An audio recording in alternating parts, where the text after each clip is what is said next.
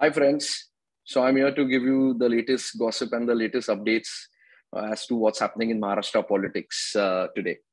To begin with, the day began with election results of two MLC seats, Member of Legislative Council, or the upper house, as we call it in Maharashtra and everywhere, anyway.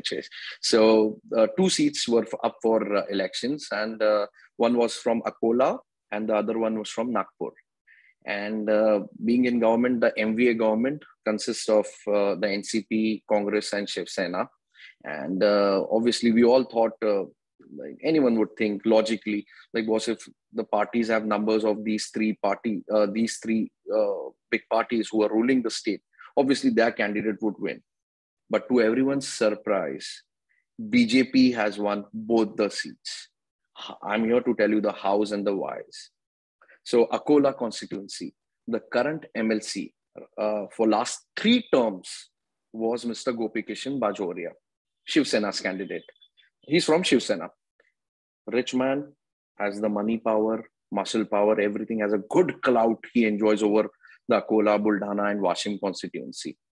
Whereas Mr. Vasant Khandelwal, the BJP's candidate, was a weaker. Obviously, everyone thought he would have no chance against the MVA government with the government in place, and Bajoria would have a comfortable win. But that didn't happen.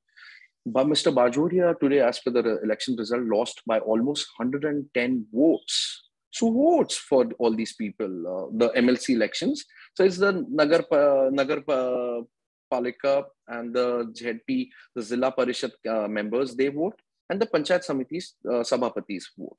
So all the local council people who are the members and the chairmen of they vote. They all come together and they vote. So BJP obviously had, during Devendra Fadnavis's time, had one majority of Zilla Parishads and Nagar Panchayats and Samitis.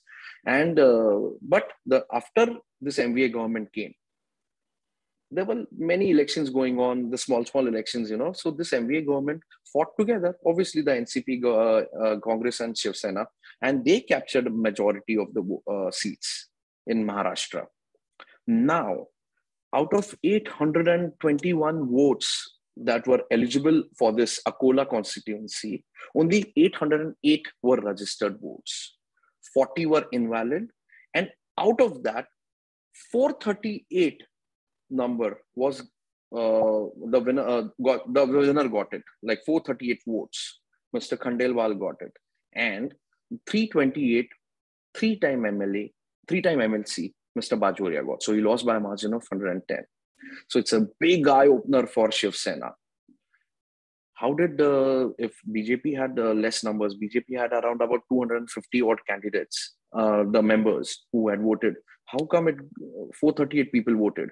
So it's a very, no secret that BJP did make inroads in the MVA government का members. उनका सीधा सीधा seats खा गए.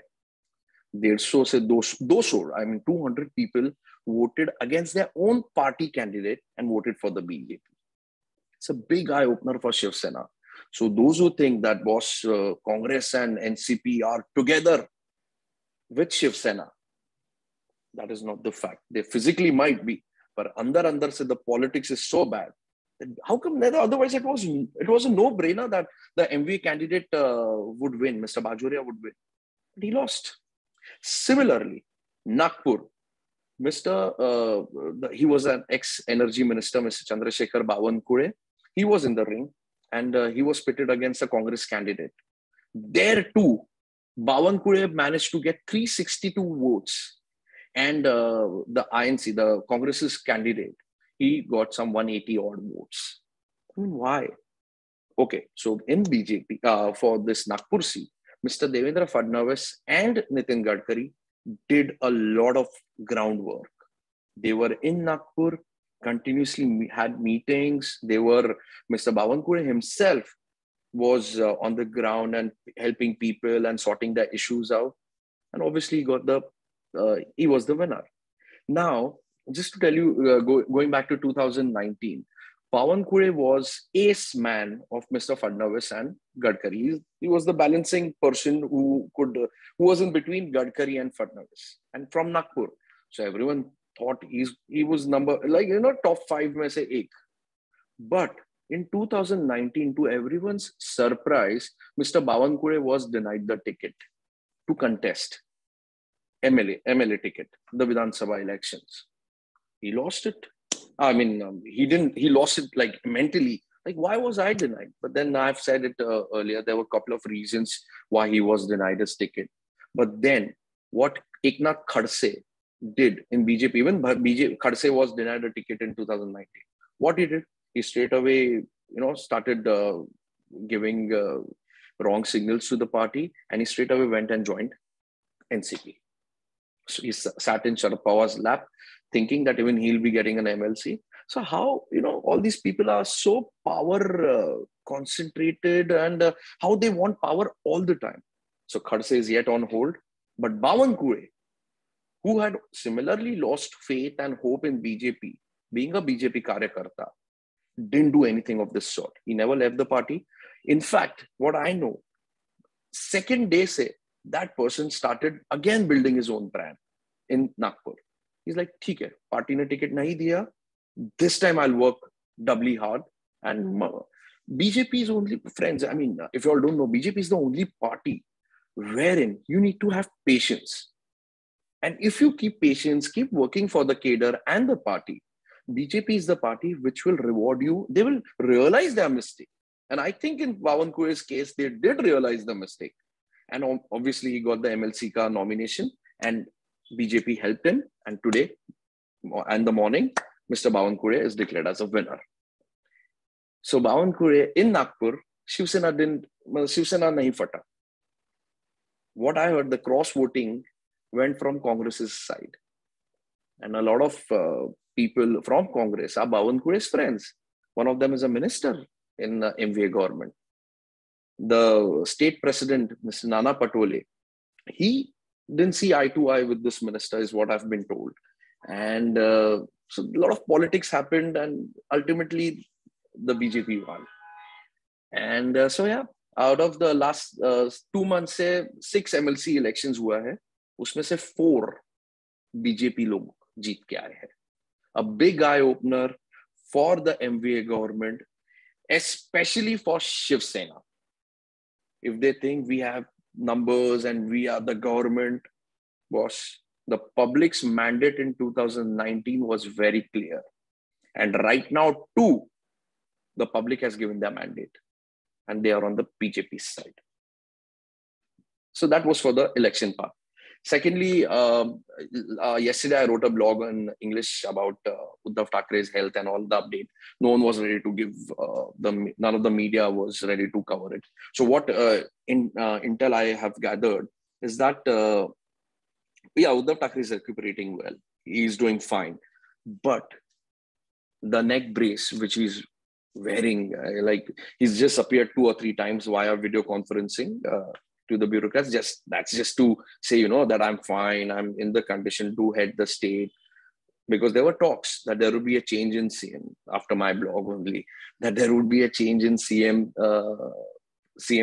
of Maharashtra. Will it be Supriya Sule, or will it be Aditya Thackeray, or will it be Eknath Shinde, or a Sanjay Raut? But no, nothing of that sort is happening. And Uddhav is recuperating well. Mr. Thackeray is advised not to make any long travels, be it by his helicopter or airplane or in the car. So he will be stationed at Varsha or Matoshri, and he'll be yet guiding the state as being the CM. There is still numbness in his leg. His blood pressure keeps fluctuating, is what I've gathered. And stress is the last thing which Mr. Uddhav Thackeray needs it right now.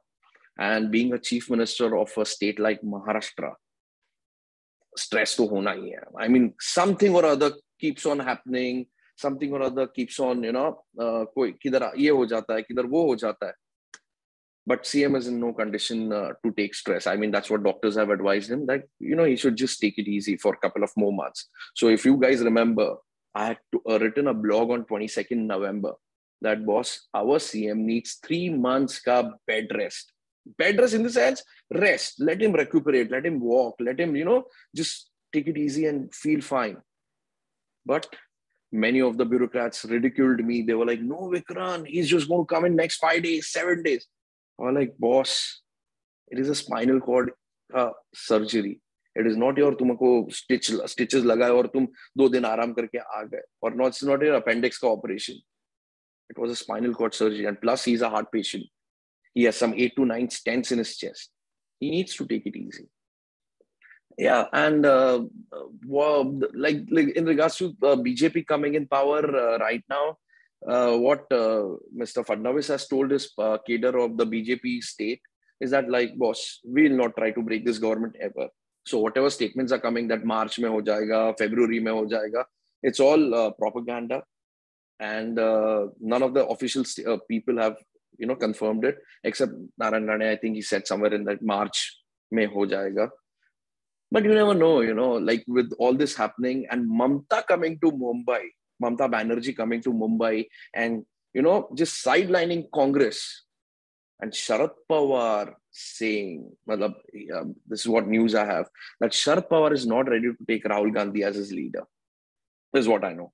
Sharad Pawar is saying, like, if I stay with Congress, it will be only under Sonia Gandhi and at no cost, I will take Rahul Gandhi as my leader.